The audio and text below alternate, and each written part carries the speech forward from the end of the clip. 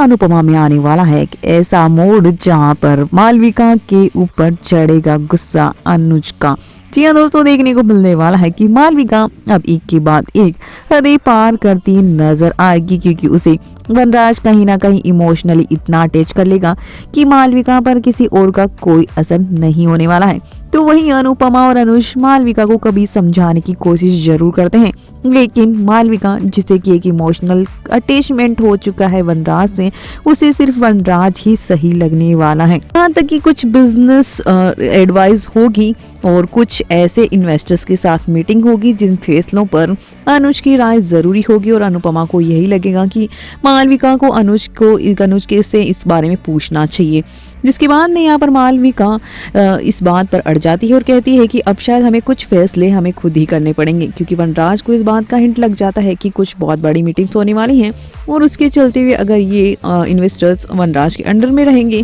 तो वो ज़्यादा उसके लिए बेनिफिशियल हो सकती है चीज़ें, और मालविका से ये सब चीज़ें करवाना आसान होगा। तो कहीं ना कहीं अनुज और अनुपमा से वनराज अब मालविका को दूर करने की कोशिश करेगा और उसके कानों में ऐसी चीज़ डाल देगा कि तुम्हें ज़्यादा से ज़्यादा फैसले खुद लेने चाहिए, ज़रूरी नहीं है इतना बड़ा एम्पायर अगर आपको संभालना है तो कुछ डिसीजन हमें हमारे खुद के ही लेने चाहिए, चाहे कुछ भी हो। कॉम्पिटिटर तो कॉम्पिटिटर ही होते हैं। हमें अनुपमा और अनुज को ज़्यादा परेशान नहीं करना चाहिए। तो वो पॉजिटिव वे में इस तरह से कह जाएगा कि मालविका को चीज़ें सही भी लगेगी, लेकिन दूसरी तरफ अनुपमा को सब समझ आ रहा है कि वनराज आखिर करने की क्या कोशिश कर रहा है, और वो अब यहाँ पर मालविका को समझाने की भी कोशिश करेगी कि आपको अनुज की एडवाइस लेनी चाहिए कुछ मामलों में, क्योंकि अनुपमा को तो यही शक है कि कहीं ना कहीं वनराज ये प्रॉपर्टी कभी भी हड़प सकता है, और अगर मालविका इतना अंधा विश्वास करेगी तो उसके लिए और आसान हो जाएगा। लेकिन यहाँ पर मालविका को अनुपमा रोकने की काफी कोशिश करती है, लेकिन बार बार रोकने की वजह से यहाँ पर मालविका अनुपमा को ही नेगेटिव मान बैठती है